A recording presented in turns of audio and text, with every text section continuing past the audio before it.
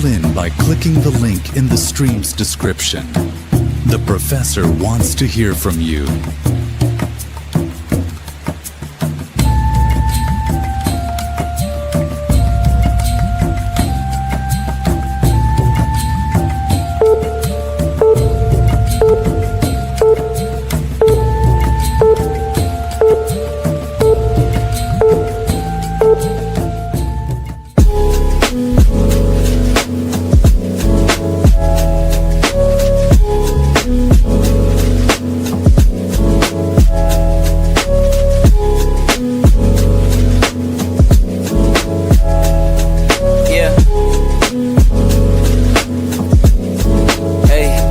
Beginnings on the cusp. Not too old to adjust. Old dog, new tricks. Remember, I was just a pup. Something dirty in my cup. Clean soul, good car.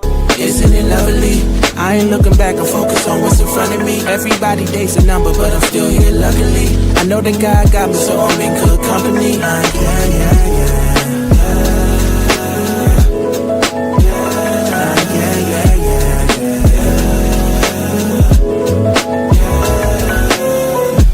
Isn't it lovely?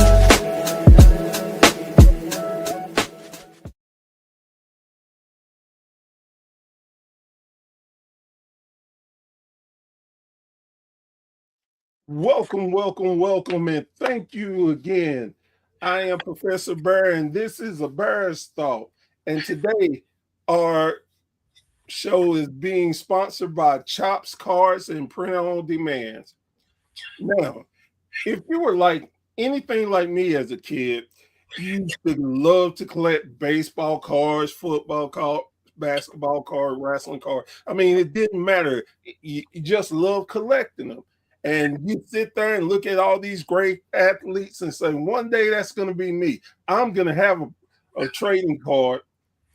But then, like me, you're not sports inclined at anything. As my father used to say, I'm just lazy.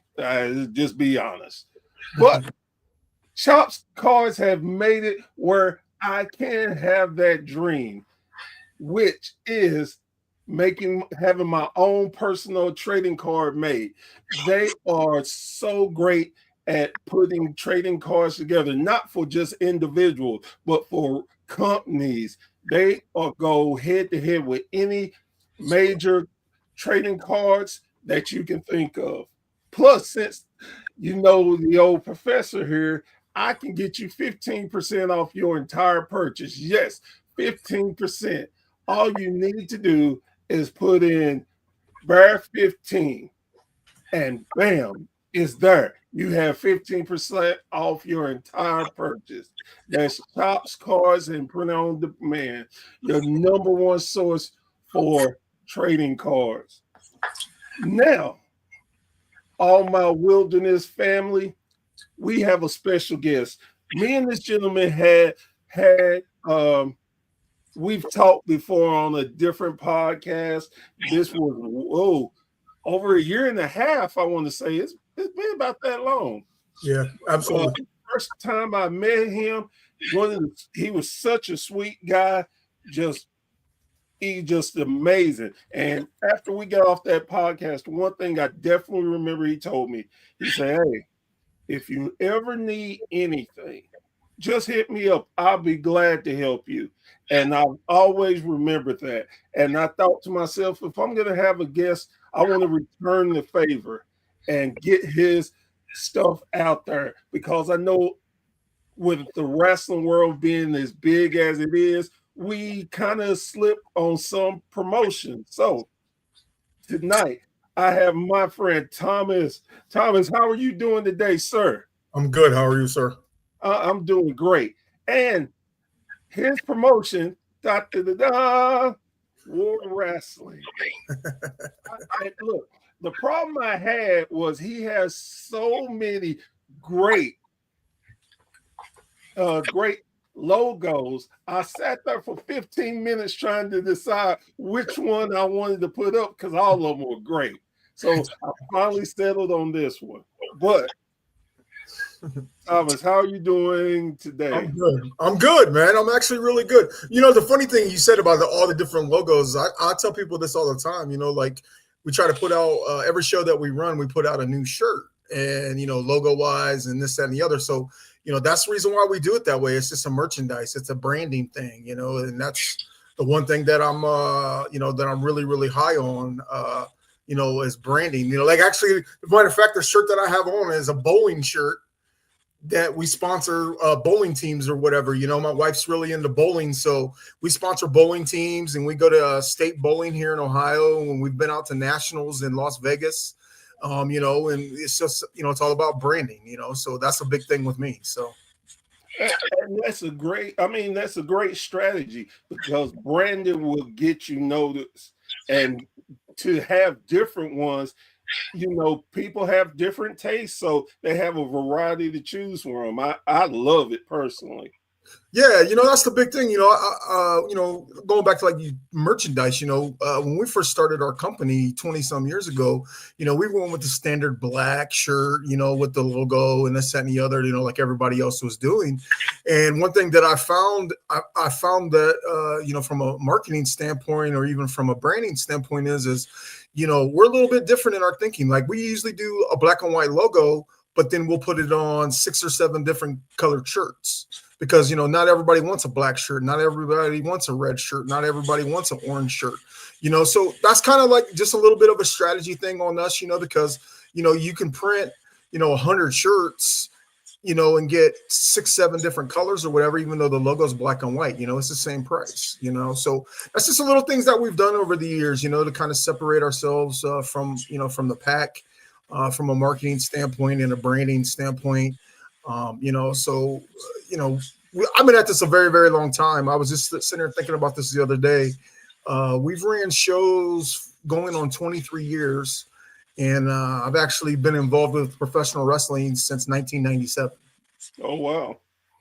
That is quite a long time. So we're going to, I always love to ask my guests this first thing. How did you get into wrestling? When did you become a fan?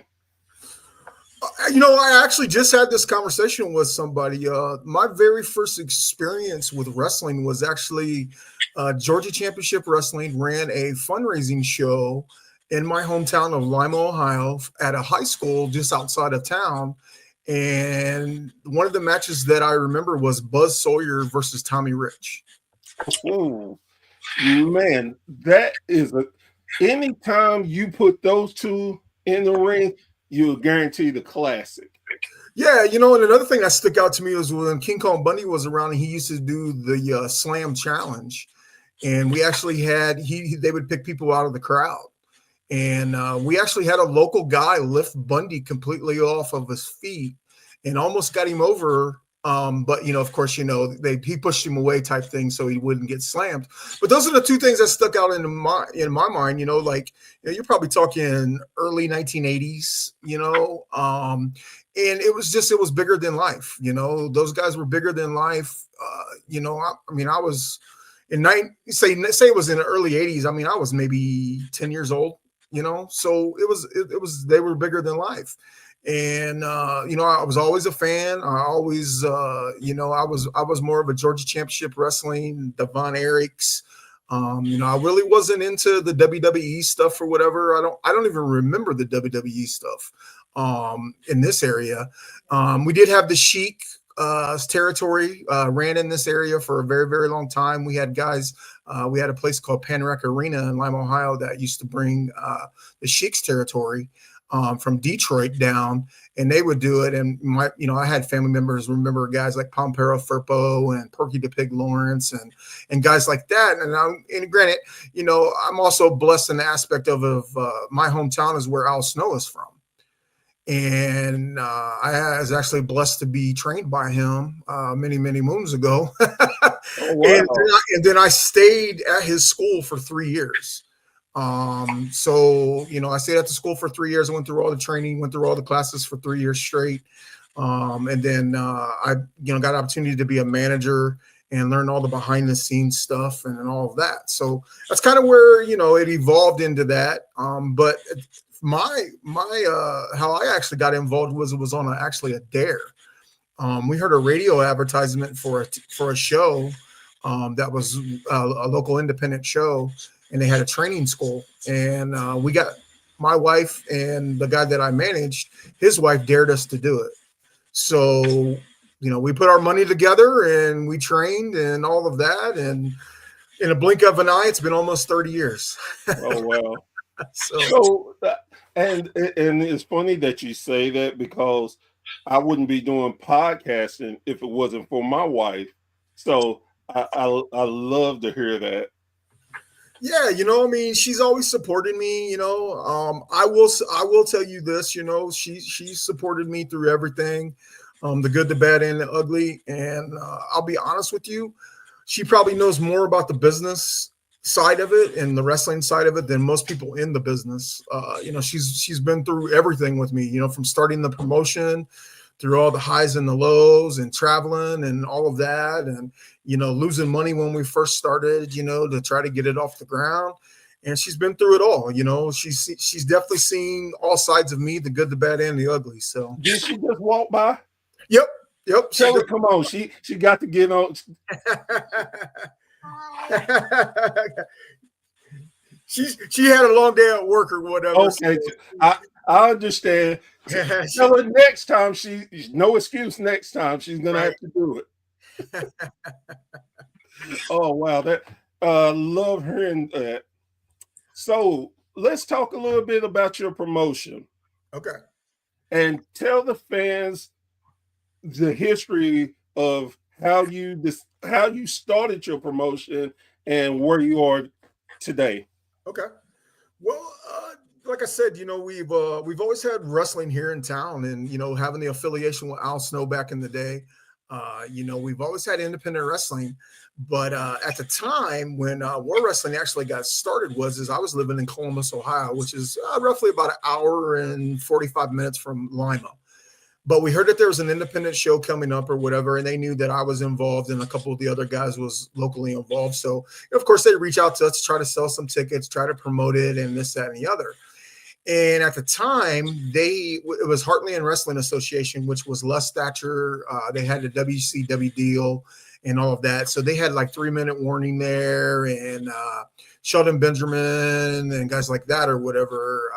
Charlie Haas was there. Lance Cade was there. They had a bunch of those guys that was there.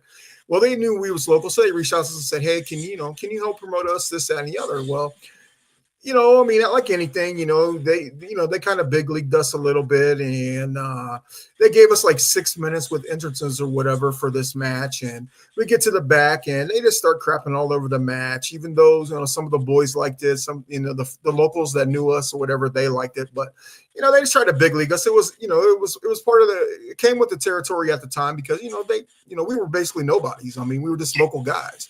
And they had a WCW deal and this, that, and the others. And we get into the back, and they just started crapping all over it. And it just set a sour taste in our mouth because, it was kind of like, they came across like, hey, if you wasn't from Ohio Valley Wrestling or Heartland Wrestling Association at that time, you kind of was like a nobody. And it just set a bad taste in our mouth to where it was like, you guys came to us to help. You guys, put us on the card.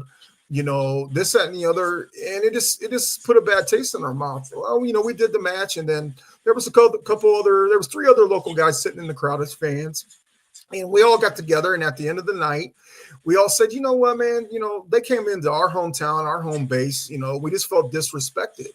And that's actually where War came into place, because we felt like at the end of the day, all we had was our wrestling and our respect. And we planned our very, very first show, January, I think it was like 17th of 1991, or excuse me, 2003. I'm sorry, 2003. And we drew 541 fans. Oh, wow. On our very first show. Now, a little bit of a backstory to that is they might have had 150 people even with the WWE or WCW backing. And so, we kind of was like, ha, ha, ha, we told you so, type thing. Right. And it kind of just snowballed from there. We kind of felt like all we had was the wrestling and our respect. And we made a point of, make sure that we paid all the talent and have catering there and, just book solid matches. But I'll be totally honest with you. Our very, very first show, we went with what we knew, which was, guys that booked us and, guys that were our buddies and our friends and this, that, and the other, because that's a typical thing, like there is no book that tells you how to be a wrestling promoter. You know what I mean? Like, Right. 20 some years ago, there wasn't no internet, sheets or, somebody putting out videos or anything like that. And to be totally honest with you, kayfabe was still kind of a deal. Like, like you just didn't go up to one of the guys that was on the show and be like, hey, I want to be involved in wrestling. And they opened up the door to you. You know what I mean? Like Right. that just didn't happen.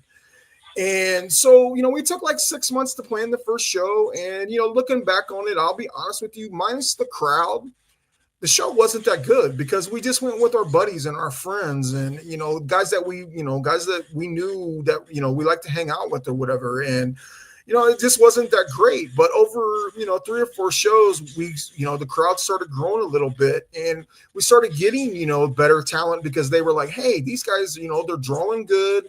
They're paying talent, they're doing all those little things or whatever. So it just kind of snowballed into that. And then, we had the Nigel McGuinnesses of the world and the Chad Colliers and the Colt Cabanas and, all those super indie guys, that weren't necessarily super indie guys back then.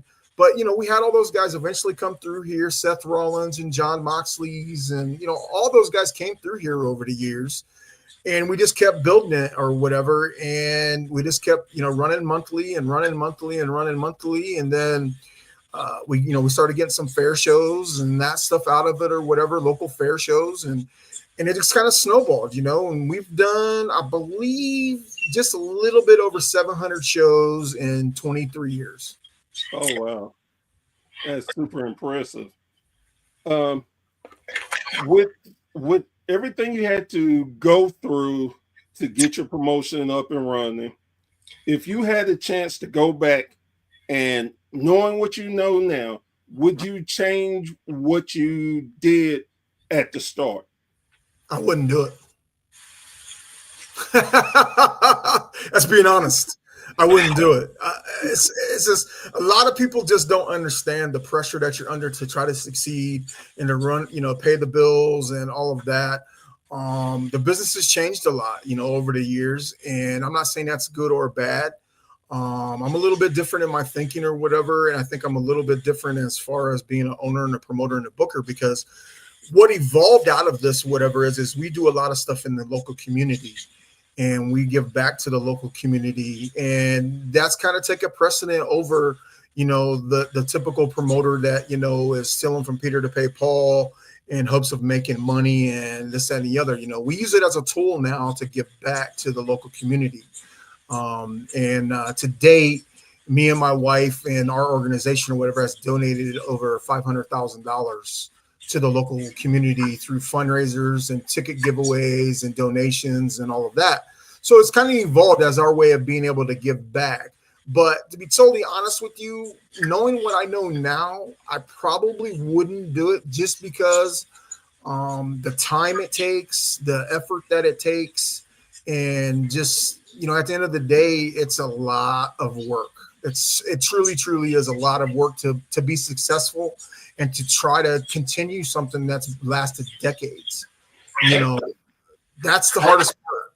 I was going to say, I don't know too many promotions that can say they're 20-year plus.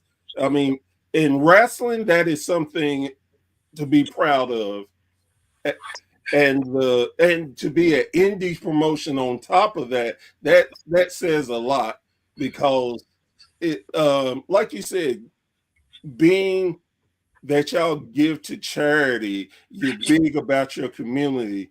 That is so wonderful. And it shows how much your community loves y'all, how much you love your community, how much you care completely about doing the business the right way. Yeah, I mean, that's the biggest thing for us. Like I said, it evolved. When we first started this, it was more of like a FU to, Heartland Wrestling Association and all of that. And then it just evolved to where, we had people, they were down on their luck, and we would get the emails and the calls or whatever about, hey, I really want to come to the show, and hey, can you give me a comp ticket, and all of that. And then we started, donating tickets to like a Big Brothers Big Sisters and places like that. And we've done a lot of stuff in the community, over the years. So it's kind of like, it's helped us, and it's also helped us build the brand that, if our name's attached to something, then, we're going to give it 110%. And I think that carries over to our talent. I think that carries over to our fans, our staff. I think it carries over to all of that. Like that's one of the big things. Like I'm really, really proud of is like our whole entire staff is friends and family, and they come in and they set up and they tear down and they do all the grunt work to whatever to make those guys look like superstars. I don't expect the talent to do the ring, to do the lights, to do the sound. I don't expect all of that. We have a crew, that we pay, that come in and they do it, and they do it every show, and they want the guys to look like superstars. And, it's just something that we've evolved into. Like I said, over the years, in this area, we are considered a brand. We've done it for so long, and we've, touched so many people's lives over the years. I tell people this all the time. I'm 52 years old, and now we got fans that were kids that are now bringing their kids and or grandkids to the shows. So it's kind of weird to see a second generation, a third generation fan, where we've been doing this for so long. And I tell a lot of guys, and I guess if you had a mentor type or somebody in your area that was, well known in the wrestling world, like me, I still to this day, Al Snow is my mentor. And if we don't do things the right way and conduct ourselves in the right way, that has a reflection onto him. I mean, how many people are going to try to run shows in Al Snow's hometown? Yeah, that's very true. And what a lot of people do not get it, that you are a reflection of your trainer and the business. And that means so much to so many people that it is. And I think let me start by saying I'm not trying to crap on anyone that's just getting into business or none of that. I have to preface that because sometimes I say things and it's taken the wrong way. Right. But if you're not getting with the right trainer, you don't get the right training and the right respect for the business that you're working for. And yeah. I see it so much that it bothers me because I'm an old school wrestling fan like you. I grew up on Georgia Championship Wrestling. I've never had the chance to be a wrestler or get behind the scenes, but I try to carry myself as such that I always try to show respect when I go to a wrestling match. If I'm lucky enough and I'm talking to talent, I always try to thank them and be humble while meeting them. And I think that says a lot to wrestlers that I show that respect. And I believe if more fans showed that more respect, the better the business would be. Yeah, it's a double-edged sword, I mean, I tell people that all the time, it's like, being an owner, a promoter, and a booker, or even, a manager, like I did for so many years, it's really, really, truly a thankless job, and, that's the one thing, I tell people this all the time, regardless if I was being paid $5 or $500, I always gave 110% to the fans, because guess what? That fan may tell another fan, and that fan may tell another fan. And then all of a sudden, those 20 people that you're wrestling in front of turns into 200. So I always, that's one big thing that with me is, I'll be out at the local Walmart, grocery shopping with my wife, and, we'll see a fan and they'll stop me and they'll, just shoot the crap with me or whatever. Hey, how you guys doing? Or they'll see me at the bowling alley or something, I always made time for the fans because, without the fans, it's just guys running around in leotards. Yeah, you are so right. You are so right. I mean, I tell people that all the time, and at the heart of it, we're all fans. You know, at the end of the day, you know, I'm still a fan of professional wrestling. And, you know, there's some things that I don't like about professional wrestling, but, you know, as far as, you know, the art of it, you know, like with me, for instance, now I've been doing this for so long, and our staff and our crew is so good, you know, that like I love being able to turn a gymnasium into an arena, you know, and having the lighting and having the sound and having a nice looking ring, and, you know, doing all those things. And that's what gets me excited about doing it now. And seeing that first time fan, you know, 6 foot away from a big, huge body slam in the middle of the ring. You know, my nieces and nephews that came to a show, I don't know, about a year ago, and it was just bigger than life. And the funny thing about it was, just recently, I'm a manager, and I've managed a tag team called Delivery Inc. for 20 years, but we hadn't physically been together, us three, physically been together in the same ring in 12 years. Oh, wow. You know, just, you know, we're all older now, and, you know, Right. like I handle the business side of things, and the one's semi-retired, and then the other one is he's actually a superintendent of a school. So, you know, he's got a lot of commitments and this, that, and the other. Well, you know, we all got together and we're like, hey, you know what, man, let's just, you know, kind of have like a little bit of a reunion type thing. And at our anniversary show this year, this past May, we came out, and that was the very first time we had been together in 12 years. But the ironic thing was that was the very first time that my nephew had actually physically seen me out during a show. And he just thought, you know, I was, you know, Hulk Hogan, you know what I mean? Like, just the way he looked at me, the way he, you know, my wife said he looked at me, and he was so excited about, you know, that's why we still do this, you know? I mean, at the end of the day, you know, it's about the fans, it's about entertainment. And, you know, I tell people this all the time, you know, once you get it in your blood, it truly, truly is like the mob. I mean, you know, it's like, for every time I've wanted to walk away, it's just like, oh man, I can't do this, you know, and I got to be able to, you know, give 110%. And I've found other things, you know, that keeps me directly involved with the wrestling. You know, I've done some ring rentals and some lighting rentals, and I started another company that does banners and, you know, stuff like that or whatever, that still keeps me involved with the wrestling and keeps me up to date with stuff or whatever. But, you know, as far as the physical running the shows now and all of that, about a year and a half ago, I gave up being the booker, because at one time I was the owner of the booker and the promoter for over 20 years. I was the owner of the booker and the promoter for over 20 years. So, you know, I kind of took a step back from being the booker, and I got a really, really good friend or whatever that's been involved with the wrestling for a long time now. He's the booker. And it just gave me a little bit more time, you know, to be with my family and run my other company or whatever now and all of that. So, you know, it's just I just evolved over the years, got a little bit smarter as far as with my time and my energy and stuff like that. So that is amazing to hear. And I was going to bring up your other business, because honestly, not everybody has your mindset, first of all, but it is such a great pivot for you to do that, to rent rings, to do the banners, the lighting. I mean, why not? You're right there. You know what is good, what is not good.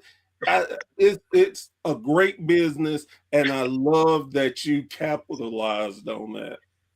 yeah, you know what? The funny thing about it was, and kind of a little bit of a backstory, you know, and one thing you was talking about or whatever that I wanted to touch on or whatever, 18 years straight, we've made money as a company, which means you know, we don't owe, you know, everything we've ever bought with pro wrestling or for pro wrestling shows or whatever, we bought with pro wrestling money.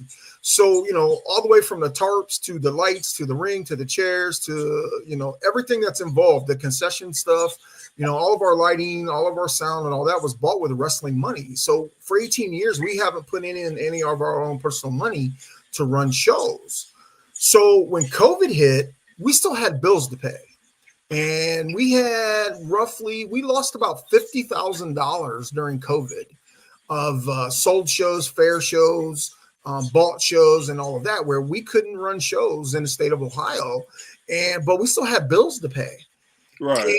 And I was like, what can we do to offset this loss of income to where, we're not having to pull money out of our pocket to pay the bills? And the first thing that came to mind is the banner side of things, the aprons, the, step and repeat banners and all of that. Because when I got involved with wrestling 20 some years ago, there was virtually 2 companies that did rings and aprons and all of that or whatever that was well known, and that was High Spots and Monsters Ring. So they were the big dogs. They had probably 99% of the market. So I searched and searched and searched and searched, and I basically was like, you know what, man, I there's got to be a way to make some money and to help the business as a whole. So what I did was I found a company, a manufacturer overseas that was willing to work with me on some stuff or whatever. And I was a guinea pig. I did the very first order. Excuse me. I did the very first order with them. We went back and forth for about 2 weeks, and I felt comfortable. I felt comfortable with them and what they offered and their pricing and their turnaround times and all of that. And one of my guys that I've worked with for a long time actually owns a tent and awning company or whatever.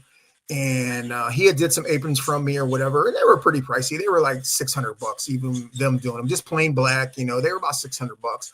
So I went to him and I said, Josh, I said, hey, I know you don't want to hear this. I said, but I went overseas and got some aprons done and some entrance curtain or whatever. And, we're going to see, they told me what they can do. And if it turns out it looks like crap, then no harm, no foul, right. Whatever. So I went and did the order, and I took him over to him, and he looked at him. He brought his boss over and looked at everything, and he said, well, what'd you pay? And I told him what I paid, and he said, well, what was the turnaround time? And I told him the turnaround times, and they both looked at me and said, you got a gold mine waiting to happen. He's like, we can't match that price. We can't match that. We can't match that, turnaround time and this, that, and the other. He's like, you need to just put it out on social media that you're a new upstart company. You're going to start doing this. And that's what I did. And I literally went to social media, and just through my wrestling contacts, I had a guy contact me. I never met him. He said, hey man, he's like, if you're true with your word, he's like, man, you're going to get a lot of business. And I said, what do you mean? He said, well, High Spots right now is charging $650 plus shipping for custom aprons. And I said, really? He said, yeah. I said, well, I can do those exact same aprons for, at that time, it was $400. So that's shipped. That's shipped. Damn. And he's like, man, he's like, I'll take a chance. He's like, saving that kind of money. He's like, I'll take a chance. So the very first customer we ever had was a place called Texas Wrestling Cartel in Texas. And he got it. And then he posted that he got it and everything was up to par. The pricing was good. The quality was good. The turnaround times was good. And it kind of just snowballed from there. It literally just snowballed to where people were like, man, if this dude is legit and, his word is gold, he's like, we're going to go to him. So year to date, now mind you, this was in 2022, August of 2022. And year to date, I have actually worked with over 100 different companies, and I've done over $600,000 in sales in 3 years. Oh, wow. So that is super amazing. I've actually been able to see some of your stuff too. It is quality. There's no cheap stuff here. We're talking good quality. And like you said, your turnaround time is amazing. It is just great that you've been able to do that in a 3-year period. Yeah, and it's just, and I tell people this all the time, and some people look at me like I'm crazy, but, I attribute to, the 20 some years prior of being honest, being upfront, and just being a man of my word, about, we're going to deliver things and we're going to do it right. Because, I hear all the horror stories about gear makers taking their money and belt makers taking the guys' money. And I hear all these horror stories and I'm thinking, man, you know, like, is it really that bad? And then, you know, I start talking to guys, and guys are like, yeah, man, this guy, you know, I wanted to do gear and he took me for $500 and I've been waiting over a year, you know? So what we did is I got an importer exporter number with the United States government. I got shipping contracts with DHL, FedEx, and UPS, to where, you know, how we do things is once I get everybody's, you know, all their information, their payment, I get all those sort of things, the sizes that they need, we do the proofs. And what I do is I do the proofs. I send them to the manufacturer, make sure that everything is good, the quality looks good and everything. And then they sign off on them or whatever. And then I forward those to our customers. And once the customer, you know, approves it, I get a 48-hour clock on my back end on my business line, on my business side, to where when it reaches 000, it is shipped to the customer with a tracking number and a picture of the product within 48 hours. Wow. And most orders are about 5 business days from the time that it's physically shipped to where they got a tracking number or whatever we use or whatever to track it. It's usually about 5 days, right about there. I've had a couple that have been like 7 days, you know, give or take. But, you know, anything coming from overseas or whatever, they don't question, you know, because we did everything right. We did everything legit with you know, the contracts and all of that. And I have a really, really good sales rep, you know, that if there is any issues with things or whatever, they don't question it. They will literally correct the issue and send out a new one, no questions asked. Oh, wow. You know, so, yeah, so we've just evolved, you know. I mean, it's just me being involved, you know, because, you know, eventually I'm not going to run shows, you know, just because I'm a dinosaur, you know what I mean? I'm 50 some years old, been involved for almost 30 years, you know, I'm, you know, and the crazy thing is I still do setup, I still do tear down, I still do all those little things or whatever, because that's what was instilled in me, you know, about paying your dues and doing all those sort of things. So, you know, I know eventually my body's going to break down and I'm just going to wake up one day and I'm going to be like, hey, I don't feel like doing this no more. But, you know, I'm still going to be involved because I can do everything else. You know, I can still, you know, consult with guys. I mean, I've taken calls from Australia. I've taken calls from all over Canada. I've taken calls, you know, from all over the United States or whatever about, you know, fixing their rings and doing all those sort of things. And, you know, I had opportunity to rent my ring and stuff out to TNA, and I met some great people there, you know, that, you know, kind of helped me a little bit on things. And I've done some of the NWA banners, you know, stuff like that, you know, so it's just, you know, just people tend to come to me because they know that I'm going to be straight up honest with them. You know, I mean, I've even turned down work, you know, from guys, or just because like I couldn't meet their deadline. And I'm not the type of person that's, you know, going to take their money and then be like, oh, well, it's a shipping issue, you know, or whatever, you know, like I know what my manufacturer can and can't do. I know the timelines that we can and can't do it. And I'm just a word of my man, you know, a man of my word. I'm not, you know, I'm not in it just to take their money and be like, hey, yeah, you know, I'll get it to you. And then, you know, here it is, you know, after their deadline. You know, so that's the big thing with me is, you know, just I'm an honest person about stuff like that.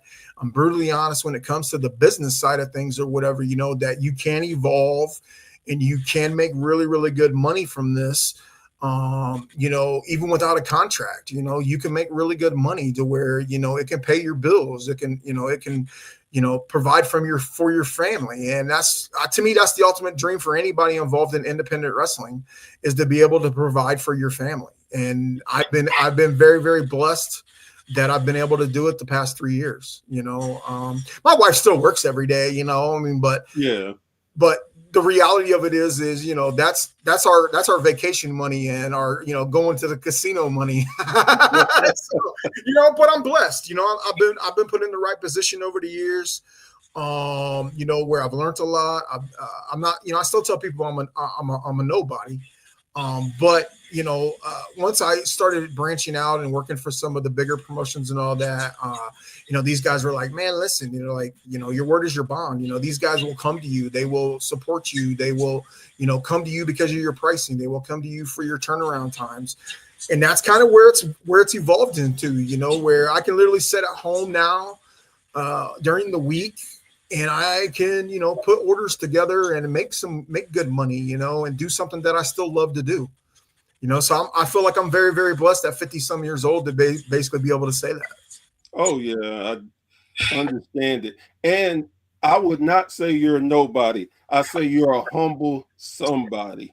That, I that's appreciate what you should tell people. I'm a humble somebody. I truly appreciate that. Like I said, you know, I've always told people, you know, that there's always going to be somebody bigger, faster, stronger, younger, prettier, you know, and let me look at this ugly mug. Ain't nobody, you know, I got to do the little things, you know, I got to do the little things right, you know, to keep my name out there, to keep the promotion's name out there, to, you know, keep my other businesses, you know, the rest, I got to keep it out there. You know, I mean, it's a hustle 24/7. You know, even on vacation, you know, like I took my laptop with me so I could work on stuff. And, you know, at first, you know, the wife was kind of like, man, you know, we're on vacation. I said, honey, you know, like, you know, it's JIT, which means just in time. Like if they don't hear from me in a reasonable amount of time, they're going to try to move on to the next guy. And I got to be able to meet those deadlines, and I got to be able to meet the customer's needs. And, you know, she's slowly getting it, and she slowly understands, you know, she's very, very supportive of it. And I think that's one big thing, like that I'm blessed with is, you know, we've been together for 34 years, and, you know, I've been involved with wrestling for 30 years. So, you know, she has seen it all and been there, done that, you know, and she's the type of woman, you know, I tell people this all the time, you know, like she knows how to put up a wrestling ring, you know what I mean? She knows how to do it, you know, like she will jump in if need be. We don't want her to jump in, but, you know, she will jump in and do all those sort of things. You know, so I'm blessed, you know, I'm blessed to have her by my side, and I'm blessed to, you know, be in a position now after all these years to still be involved with wrestling. And like you said, you know, a humble nobody, somebody. Yes, sir. Yes, sir. So let's talk about your promotion. Tell me about some of the guys and girls that you got at your promotion. Well, you know, we don't really have. We got one local guy named Will the Thrill. He's a local guy. You know, he's a solid dude. You know, the fans love him. But you know, we got a lot of guys like Jimmy Shane and the Wise Guys. They're our main heels right now, and you know, they're creating havoc or whatever. You know, we bringing in some women. We bring in Paloma Star. She's actually going to be our woman booker from this point forward. And, you know, we just try to put on good quality shows. You know, I'm old school. Like, I like the costumes and the characters, and I like angles and storylines and all of that. So that's kind of where we geared things to it, you know. I'm trying to think, you know, Crash Jackson, or Crash as he's going by now, is our champion right now. And, you know, he's a big dude. You know, he wrestles for Wrestling Revolver, which is Sami Callihan's promotion. And, you know, he was one of the finalists for the Gut Check Challenge back in the day that actually got Jack Price and Jason Hotch contracts with TNA. You know, so, you know, we've used those guys over the years. We've used Ethan Page over the years, Jake something or whatever, who's in TNA. You know, he's been with us for a long time. You know, we use a lot of those guys, you know, but we mainly use a lot of guys out of the Michigan area, out of the Chicago area, out of the Detroit area. You know, we use a lot of those guys or whatever over the years. So, you know, like I said, I will say this. We do have another local kid named Jean Paul who trained with Cody Hawk, and he actually does a mime gimmick, and it's actually really, really good. You know, like I said, he's got it down to an art, but, you know, kind of evolving. Like, he went and took acting classes and drama classes in college, and it's kind of helped him or whatever of doing the mind gimmick and that. So, you know, he's good. You know, we got a lot of local guys or whatever that, you know, give 110%. And, you know, our tag champs right now are the Wise Guys, and they are just a no-nonsense tag team or whatever. And, you know, Gino DeCapo and Tommy Hamilton or whatever. And, you know, our women's champion is Paris McQueen. She's actually – I actually had her on my show. Yeah, you know, she's a little young, you know, I mean, but she's getting her name out there, and you know, she's doing good or whatever, you know, and you know, we kind of took her under our wing a little bit. She trained with Brandon Day, and then she also got some training with Trey Miguel and all those guys up in Toledo area.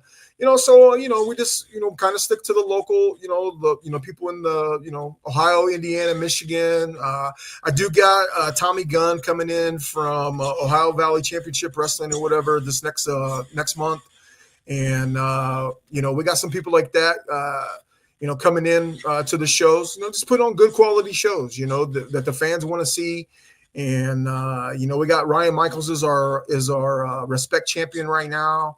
And, good, solid talent, good guy or bad guy, he's going to give 110%. And Jacob Rose is another guy or whatever our fans have grown to hate. So, just a lot of good talent that we're using right now. So when you see talent that came through your promotion, do you feel like almost like a proud papa when they make it to a next level and doing their thing? Yeah, absolutely. Something that sticks out in my mind is we were one of the very, very first promotions to use Ethan Page here in the States. He's originally from Canada. And I actually ran into him at a convention, Squared Circle Expo in Indianapolis a couple years ago. And he was with all of his guys and all his entourage or whatever, and they were, doing a signing or something. He literally stopped and turned around and gave me a big hug and thanked me. He's like, man, everybody knows me as Big Tom. They were like, Big Tom don't change, thank you for all the time that, you booked me on the shows and you treated me good. And, Colt Cabana was the same way. Nigel McGuinness was the same way. A lot of these guys, that we've used over the years, we've never, I will say this, we've never gotten away from our morals and our values and what brought us to the table. Even 20 some years later, we've never gotten away from that. We've always tried to do things the right way. And granted, I'll be honest with you, I know I'm hard to deal with sometimes, and I know that I'm stubborn, and and it's just the fact of us, I'm very, very old school in my thinking, and I know I'm like the pulse of the fans. I know what the fans want. I know what they think.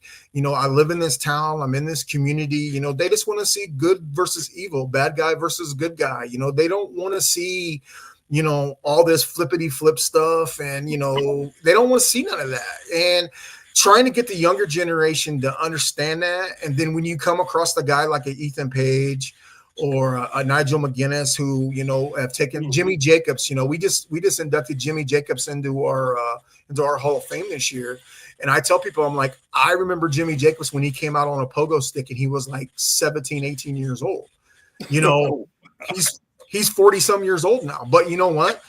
When he did his Hall of Fame speech, he flat out was like, the lessons that I learned here, the people that I learned here, they're the ones that helped us, and I'm very, very blessed that a lot of guys look at us like that. To be able to run a promotion for 20 some years, 700 shows, and have guys be like, what, they did it right. They always treated me with respect. They always did, my pay was always there. They always had catering. They always had this. They always had that.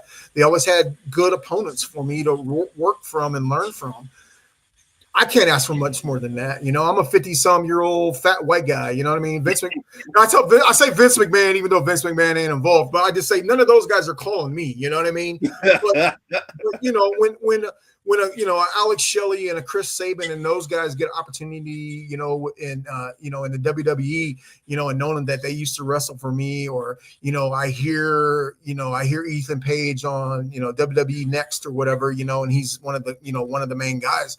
Like, that's a proud moment, to be involved and to let those guys showcase their talents. I tell people all the time, the things that we've done over the years is I've always given the guys a blank canvas to get better at their craft, and then they can paint the picture that I want painted to get for them to learn, and also for us to continue to be able to get the fans interested that are willing to continually to buy tickets for 20 some years. I'm just the catalyst. I'm the oil. I'm the glue, whatever you want to call me. I'm just the guy that has that vision, and I surround myself with great people to, make sure that vision comes true to life. it's one thing that that makes me think of something that I had Ron Fuller on the show last Friday, and with what you said, it makes me think of something that he said. That I asked him how he thought about the business now, and he's not impressed. And of course, most guys from older generation tend to not care for what's going on now, and I understand why, because of being built and learning a certain way. A lot of people has got away from that training, but you can still see there are people like yourselves and here in East Tennessee that stick to that same philosophy. And it means the world to fans like myself, because it's like, man, wrestling is not going anywhere because we have the people that are doing it the right way and training these guys. They're learning the right way. And when they get a chance, they're going to give back to the business the right way. So I respect that and love it all at the same time. So let me just tell you, thank you for what you've done, what you continue to do, and for keeping the sport that I love alive and healthy. I appreciate everything you've done. Yeah, I mean, absolutely. I think the one big thing too is something that you had said about adapting or whatever. My booker, he always tells people, whatever, evolve. If you don't evolve, you die. And I kind of tend to believe that because, we've evolved over the years, but we've never gotten away from our principles of, good versus evil, bad guy versus good guy, and all of that. But I will say this, and like I said, I try to give the younger guys an opportunity. But I think it all has a trickle down effect. I think, the stuff that you see on TV now, of the strong style and not selling the moves, and they're just doing the moves and all of that, that trickles down and waters down the product here on an independent level, where that guy who hasn't ever been in a tanning bed all of a sudden says he's from Malibu, California or whatever, and he's 105 pounds and he acts like he's 350 pounds. You got to truly believe in what you're doing, and you got to. I understand evolving the business, because I watch some stuff from like the 1960s and 70s now, when I want to just, watch some stuff or whatever. And I'm like, oh man, this is horrible. You know what I mean? Even some of the 80s stuff or whatever, the AWA stuff back in the day, or, when, the territorial days were dying, like, it just wasn't good, like so it's evolved and it's become entertainment, Right. It's not seen as a sport no more. It's seen as entertainment. So I think if you can grab a whole mix of that and, evolve into something where, I'm a firm believer in this, and maybe I'll die on this hill, but I still say that if you can get, no matter what you do wrestling wise in the ring or whatever, if you can get those fans emotionally connected to believe what you're doing is real for 10 seconds, you're going to have a fan for life. So I have no issues with the business evolving. I have no issues with that, because I think if you don't evolve, it's going to die. Everybody has a phone now. Everybody has streaming now. Everybody has all those things. Our attention spans are, not there, I mean, so, all those, you got to take all that stuff into consideration, like I'll go watch a show on TV or whatever, and I tell my wife all the time, if it doesn't keep me interested in the first 5 minutes, I'll probably will never pick it up again. And I think wrestling's the same way. I think you got to be able to attract and get someone emotionally invested in that show right from the jump. The first 5 minutes of a show needs to have a solid match, a solid character, something. It needs to, it needs to start off with the bang, and it needs to evolve. And each match on the show is like reading a chapter in a book. You want to see the next chapter. You want to read the next chapter. You want to do this. You want to do all that. And a lot of people don't have that formula. They just think, we'll just put, Johnny and Joe to come out there and, for no rhyme or reason, and they're just doing the moves and this, that, and the other. But I, you know, like I said, I don't really watch a whole lot of the modern stuff or whatever. I would say maybe 2000, the Attitude Era of the WWE was about right where I would end like my vested interest on watching it all the time and being so loyal. You know, I will watch some of the major leagues minus the WWE and minus AEW. You know, I'll watch some of the other bigger promotions or whatever that got pay-per-views and stuff like that or whatever. Or a guy, a guy that I know personally or whatever is going to be a debut, I'll watch a match of theirs or whatever and be invested in that. But yeah, I just think at the end of the day, and I'll be honest, and this may piss off some of the more veteran guys, the old school guys, but I kind of blame ourselves on, we allowed everybody into the business. We made everybody our friend. We made everybody equal and all those sort of things or whatever. And there's no pecking order now. When I broke into business, if you didn't do things the right way, you're getting your ass handed to you. No questions asked. And there was always enforcers in the ring. There was always enforcers in the locker room. There was a pecking order. And now with the way, society has evolved and it's kind of watered down the wrestling, in my opinion, is now if you do things the old school way, the tough love way, you're going to be labeled, as a bully. And everybody's going to run to the internet and make you out to be this bad guy, so we've kind of just given everybody a spot, hey, you take pictures in your backyard. Oh, now you're the photographer, or hey, you know how to put up a flyer or whatever. Now you're, the president of the street team. Like when I first got involved with wrestling 30 years ago, like even the jobs that was involved with wrestling was wrestlers or someone directly involved in wrestling that approved you. Like I'll never forget this as long as I live. The very first time I ever met Al Snow and his trainer, which was Crusher Klein, they looked at me and was like, hey, you just want to be a manager? I said, yeah, I want to be involved. I want to be the manager. And they looked at me and they were said, and I remember this, and this is 30 years ago, but I'll never forget what they said. They said, you're not blonde and you don't have big tits. So guess what? You need to learn the entire business of pro wrestling. You need to learn everything that you can learn behind the scenes to make yourself an asset to the business. And that's what I did for 3 years straight. I traveled on the road. I did what needed to do. I worked for no money. I'll be honest with you, I can't even remember the very first time I ever got paid. Oh, like, wow. I don't even remember being paid. We would do a double shot on a Saturday and a Sunday, and we couldn't even afford to live in a hotel, stay in the same town. We'd have to drive back home and stay, to get home and then have to drive back up there the next day.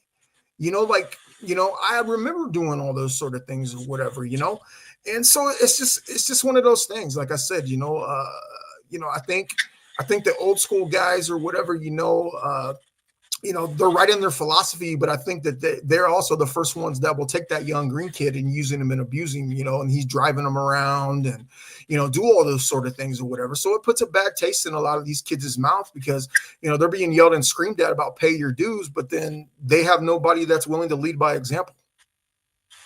Very true. Very true. And I think too, with that being said, I think there's a balance that is missing in wrestling because, like you said, you just can't get in and just think you can go to the top without doing anything. You're not willing to learn. It was, in my eyes, it's a treat to be able to talk to a veteran, to hear their wisdom, to learn from them, and they're willing to give you tips and like, hey, that was good, but you had 6 moves that didn't make any sense. Right. It was a waste. You're hurting yourself. Oh, well, but see, you don't understand because you wasn't anybody. You don't understand. And I think that people sometimes, if they just shut their mouths and listen, be willing to truly listen and to give that respect, you can learn so much and gain so much in the business. like I said, I'm blessed enough that I can go to different wrestling events and a small amount of people know me. Right. So when I go and I may get to talk to a wrestler or something, I never ask to go in the back. I'm not a wrestler. I got no business back there. Now, Right. if you invite me, that's something different. Right. But I never try to overstep my bounds. I know I'm a podcaster. I love talking about my experiences, what I love, but I would never try to tell a wrestler, well, I know more than you. No, I never try to tell you what your business is, because to me, that's an insult. You put in the work, you busted your ass, and me, that I've been sitting on my ass for 50 years of watching, think I know more than you. That's insulting. Yeah, but you got to chalk. I mean, honestly, you got to kind of chalk that up to society in general. Like, how many people bitch about their favorite football team or whatever, their quarterback sucks, and they act like they can go in and do it. You know what I mean? Like, it's just a society thing. And but you're right. Like I tell people this all the time. That's why I'm so willing to help other people and to give tips and offer advice and opinions and thoughts on the business side of things, because there is no handbook, there is no school on all of those things or whatever. And I feel like if I don't, help or offer a guidance or advice or knowledge or thoughts or whatever, it's going to eventually die. So that's a big thing with me, like I'm willing to, I'm willing to be in the trenches with these young kids, and I'm willing to teach them, how to set up a ring, and all of that. And it kind of tell you a little bit of a story on how our mindset is Sammy Callahan or whatever with TNA. He's from this area, and we're good friends, and I've known him even before he was in wrestling. And he went to bat with me to use our ring for TNA bookings in Ohio and Kentucky and places like that or whatever. And our ring crew isn't in the business. Our ring crew ain't trained. They're, they have no desire to ever be in the ring or involved in wrestling. But I would trust them putting up our ring better than anybody. They know the ins and outs. They know once it's set up, they know the quirks of the ring, what it should sound like, all of that. Right. So I did some stuff with TNA or whatever, where they used my ring, and I brought my whole crew or whatever with me, and they loved what we did, and then they used us again, they used us again, they used us again. Well, I couldn't get through their heads that they weren't trained and this, that, and the other. Well, then I had a prior engagement or whatever where I had to use, I rented my sound out to another promotion. Well, TNA ended up, they needed a ring, or the ring guy bailed on them or something. And I was like, man, I'm booked, I'm like, whatever. And they said, well, what about using Robert? When Robert's one of my main guys or whatever I've used. He's a little older. He's like 50. He's about my age or whatever, but he's just a good hand. He busts his butt. And he said, well, what about Robert or Bruce? And Bruce was actually with me on the sound rental. So I was like, well, Bruce is out. And they were like, well, I'll tell you what, just tell him to come down here, bring the ring or whatever, and he can teach everybody how to set this ring up and how to do all this, that, and the other or whatever. And the reason why I'm saying this is because, we proved to them that we could continually do it. They didn't have to be in the business or whatever to know what they were talking about and know what they did, but they earned the guys' respect or whatever, where they were there, they teached all the guys, and it was funny because, we ended up going down there and helping them later after we got our stuff done. But the thing was, it's just one of those things where once you prove yourself and you know that you put your nose to the grindstone and you can help other people, it'll open up doors, and they paid those guys, to be a part of the ring crew and put them in hotels and, did all those sort of things or whatever, So that's the big thing with me is, I'm very, very old school, but I will also teach you. I will also be in the trenches with you and teach you the right way, or I don't want to say the right way, a way of doing it. Like I just posted a thing the other day, I'm so tired of pro wrestling being paint by numbers. I did see that. Yeah, like it's literally, I talk to some of these kids And it's literally like paint. It's like painting by numbers. It's like, well, you can't paint two because you got to paint one first. Well, no, because everyone's journey is different. Exactly. And I tell people that all the time. I'm like, just surround yourself with some good people, be in the right place at the right time. And, I think the big thing for me that I noticed with the younger generation is this. When I first got involved, regardless of what my position was on the card or being involved or how much I was being paid, I treated it like a job. And a lot of the young kids don't treat it like a job. They treat it as it's a hobby and it's a way of looking cool. It's a way of getting the chicks, or whatever it is. I've come across very, very few guys now that say, hey, I want to be doing this 20 years from now. It's like right now it's something that's sidetracking them until, they get a real job or, whatever you want to call it, and then they just, they give up on it or whatever, which is fine. Everyone knows their breaking point. But I can sit here and tell you right now, like when I got involved, I wasn't thinking that I'm going to do this for a year. I was thinking that like this is going to be 30 years, and that was pounded into my head, like you treat this as a job, regardless of the money, regardless of anything, like you treated it like, it was your job. It was no different than being a carpenter. It was no different than being, a mechanic. Like you're learning a skill, you're learning a craft. And a lot of the younger kids don't look at it that way, and they don't think that way. And the word I would use, they don't have the love for the business, right? Because it's just so amazing. One of the funniest things, my wife, she got into wrestling because I like wrestling. Well, I took her to her first independent show 2 years ago. She loved it. She loves it. So, of course, we watch it together and stuff. She picks up on different things. And a couple of weeks back, I can't remember what we was watching, but she just all of a sudden just got mad. And I was like, what's wrong? She's like, you see that bastard didn't wipe his feet before he got in the ring? How dare he? and that right there lets me, I was like, that's what I'm talking about. She knows the respect aspect of why certain things are done, why you need to do it and continue doing it. And a lot of,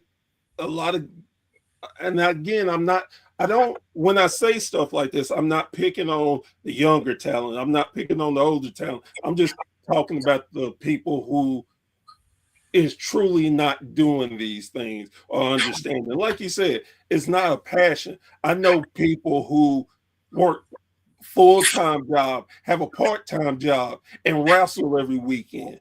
And it's because of the love of wrestling. It's an addiction. Yeah. It's an addiction. I tell people that all the time, like I tell people that, like pro wrestling to me is an addiction. It's my drug. It's my drug of choice. And it's an addiction. And, like a lot of people don't understand that, but you're never ever going to, you're never going to be able to get as high as the first time you got applauded or booed or whatever. So you're seeking that next high. You're seeking that next, evolution of it, and, that's the big thing of like a lot of these guys. But, like with me, like I said, I'm blessed with, I got a strong support system. I got a wife that supports me through everything. And, pro wrestling to me, it's a love, it's an art form. And, I've always treated it that way. And I'll be honest with you, kayfabe still means something to me, and that sort of thing or whatever, and it's kind of funny, that we're having this conversation about old school or whatever. And I'll tell you a quick story is my rival in wrestling is named Ripper Blackheart. And me and him went back and forth for the last 20 years or whatever, where, he's knocked the crap out of me. I've knocked the crap out of him. He's had me arrested, whatever. Well, a few years ago, well, it's been quite a few years ago, his family was going to Florida, and in a prior life, I probably would have been a professional chef or whatever. Me and my wife love to cook. The more, the merrier. If you told me 50 people were coming to my house tomorrow night, I'm like, hell yeah, let's do it, And so we decided to cook this big, huge Thanksgiving dinner, and I invited him and his wife over. And mind you, this is my rival. Well, my mom comes to the shows, and my mom stands in the lines and buys the tickets and this, that, and the other. And I had a brain fart or something, but my mom seen him pull up, and my mom literally was like, "What in the F is that dude doing here?" And that's the very first time that I ever had to like break kayfabe with my own family and tell them, like, hey, we're kind of friends outside of this, Mom. Like, this is a story. This is whatever. And she was like, I can't stand that SOB. I'm like, okay. Like I never smartened my family up to the business. Like I said, they went to the ticket outlets and bought tickets. They stood in line with the fans. Like I never smartened them up to the business of pro wrestling because it was pounding in my head about, treat it like a business and kayfabe and all of that. And that's the one time, like I said, like she was genuinely mad to the point she probably would have stabbed his ass with a fork, So, like that's the one time I was like, oh hell, and God rest my mom's soul. She just passed away a few weeks ago. But that's I'm sorry to hear. I appreciate it, man. Like I said, but that's something that always stuck with me about, treating it like a business and treating kayfabe and being in character and doing all those sort of things. Whereas that's the one moment where my own family was like, I can't stand that SOB, and he's an asshole. And, like, I was just like, you know what? You're doing your job right when you're out in public and someone's like, that dude is an asshole, like, I was cool with that, So that's the big thing for me is just, we've evolved over the years. We've surrounded ourselves with good people, and we've never broke away from our morals and our values. And to me, it's still good guy versus bad guy, and it's still, good versus evil. And I think as long as you stick to those principles, and I have no problem with the flippity flip guys doing all these stuff because no offense, I don't want to see a 20-minute headlock match. You know what I mean? Like, it's just evolved. But if you can back that up with a great angle, a great storyline, and the fans are emotionally involved, you got them hooked. You got them hooked. And we've been blessed to be able to do that for 20 some years. And we've been blessed to, continually run shows for that long. And I'm blessed to be involved with pro wrestling, all these years, but I also know, that, somewhere down the line, I'll probably call it quits. But I want to be able to leave it better than what it was when I first got here, or I want to be able to teach the next generation. And that's my goal right now is to, teach some of these young kids the business side of it. And to also, that without that ring, without that lights, without that sound, without, doing good business, there is no show. Amen. I loved everything you said. It is one of the main reasons why I decided to do a podcast. I want people to see different points of views from wrestlers, from managers, from owners, bookers. I love being able to get that out there for more people to hear and see and understand. Wow, there's more than one way of business in wrestling.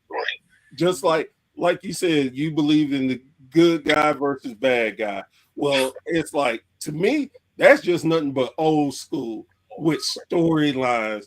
And that's what continuously keeps the love for wrestling for me, where I'm 52 also, and who I would have never thought in my lifetime that I could say I've semi got into the business that I love and be able to give back for everything the business gave me, and want to pass it on to so many other fans and people who are not fans, who this may be their first interview they ever hear. And I want them to be like, wow, now I can look at it differently. And then they're like, hey, let's go to this show. And then maybe later on, hey, I'm taking my son to this show. Later on, hey, I'm taking my grandkids to the show. Like you said, leave the business better than you found it. Yeah, well, you know, it's you're very, very true on that. Like I just had our last show. One of our longtime fans or whatever, he went to a show that we did in his hometown, and it was a fundraiser, and he's been a fan ever since. And it's probably been 10, 12 years. And his son was at this show, and now his son brought his daughter to his first show or her first show or whatever, the last show, you know, and he said he was so excited to, you know, pass that along, you know, like she's, you know, I think she's 3 or 4, maybe 5 years old or whatever, you know, and she was going to her first show, and he was so excited. He's like, you know, if I'd have never came to this show with my dad, then I wouldn't be, you know, have the opportunity to bring, you know, my daughter to the show. And that's the big thing. You know, I think another thing too, that you brought up a good point, you know, of you know, a lot of these people are just normal, everyday people that have a passion and a love for something. And I think as long as you can continually have a love and a passion for something, you know, I don't look at what I do any different than a guy that works on a car and he has a, you know, a bunch of muscle cars. You know, it's a love and a passion, you know, like you said, collecting comic books or, you know, whatever. There's a love and a passion for those things. And if you can pass that knowledge and that understanding and the love and the passion on to other people, you know what, to me, like pro wrestling is a live comic action book, comic book, you know? So, you know, like, it's just one of those things where, you know, I'm blessed to be able to do it and continually do it. And just like you know, you said you're a fan, but, you know, a lot of people don't understand this. Without fans, there is no show. And, you know, you being involved in deciding to do a podcast and all of that, to me, is very, very much needed, because it gives us an opportunity and a platform to express ourselves. Definitely. And probably one of the biggest, well, 2 of the biggest things that happened to me this year. First time I was able to go down to Texas, and I was actually involved in the wrestling show there. First time I was ever able to go into a wrestling ring, and it happened to be an all cage match show. So I'm just like, wow, I'm standing in the middle of the ring in a cage shooting an angle, and it's like, oh, and I've heard so many different wrestlers tell me this. They get tunnel vision when they come out.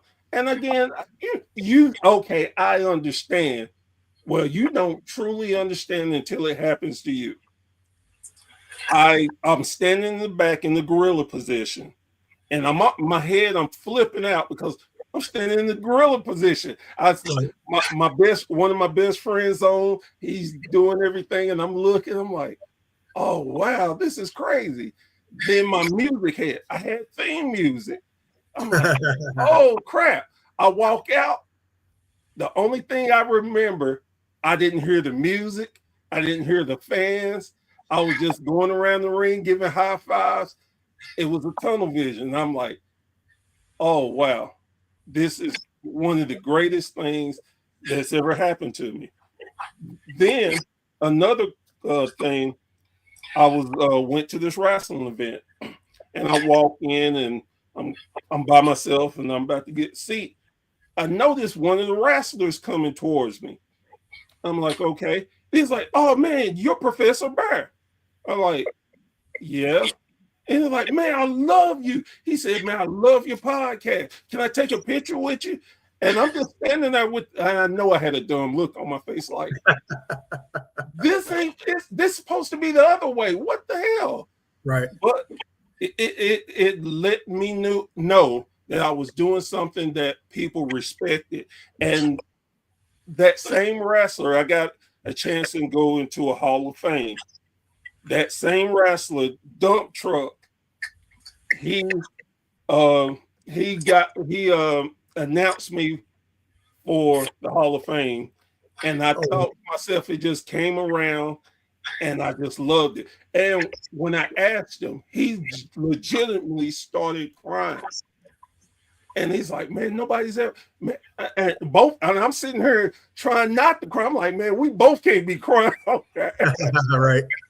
But it's just to be just a small little bit in you all's shoes, man, it's the greatest feeling in the world. Oh, absolutely. And I can imagine the way I flipped that in my brain, how y'all deal with it and go through it all the time. That's why my respect level is so much higher for people who get to do what they love. It's just an amazing thing. Yeah, absolutely. I mean, I tell people this all the time, like just, to be able to do something for decades that you love, that you're passionate about, I step back and I think about this, I told my wife this the other a couple of weeks ago, right now, being involved with wrestling for 30 years, it's almost like being, involved in your regular job. At 30 years, most people are retiring. And so I think about that a lot. I think about, like the next evolution of me, the next evolution of the promotion, the next evolution of, being involved. So, yeah, you're right, and that's kind of the reason why even like we started doing our Hall of Fame. I think we've done it for 14 years. And you're exactly right. A lot of these guys that have sacrificed a lot over the years, the old timers or, guys that, got injured and they end up having to retire and, but they had an impact on our fans. They just want one last hurrah. They want one last recognition. They want one last, hey, thank you for everything that you've done over the years, because at the end of the day, I sit here and tell everybody this, the only thing that I'm ever going to have out of this when it's all said and done is the memories. And you know what? I'm blessed to be able to have a lot of memories and meet a lot of great people. A lot of people, that I consider friends outside of wrestling. So I'm blessed, and to be able to do that and even doing the podcast and stuff, with you, like I feel blessed, to be able to do it because, I can tell people the stories and I can tell people, how passionate I am about it. But without you doing it, then I'm just talking to the mirror. You know what I mean? Right. I'm blessed. Like I said, when I met you like a year and a half ago, and we did that other podcast, I told you, and I'm a man of my word. They're like, hey, if you need something, reach out. And I'll do my best to make it happen. And even tonight, I'm literally on my way home when you text me, and I have family commitments, but I said, hey, give me 10 minutes, and I'll be on. And you make that time for people. Because you want people to hear the stories, you want them to see us as human beings. You want us, you want people to realize that, if you can bottle up the passion that I have for pro wrestling and sell it, I probably would be a billionaire. Yes, sir. Yes, sir. Well, I've taken so much of your time, but thank you again so much. I'm glad to have you on. Absolutely. And make sure you continue, because I've seen you do it, continue promoting your stuff on our Facebook page. Yep. We love it. I love it. When I have people ask certain things, need stuff, I always try to send them your way. Yep. Again, thank you so much. And I'm glad you're getting your flowers when you can accept them and enjoy them. I appreciate it, man. You have a great night, sir. All righty, guys, girls, thank you so much for this incredible learning class. That's what it is. It was a learning class, learning the do's and don'ts of going into pro wrestling and just to be respectful. Bottom line, no matter what you do, be respectful. The world is a crazy place now. It's too much drama. Let's just respect each other and show love. And with that being said, I am Professor Bear. This has been a Bear's Thought, and we'll see you on the next go around. Y'all have a good evening.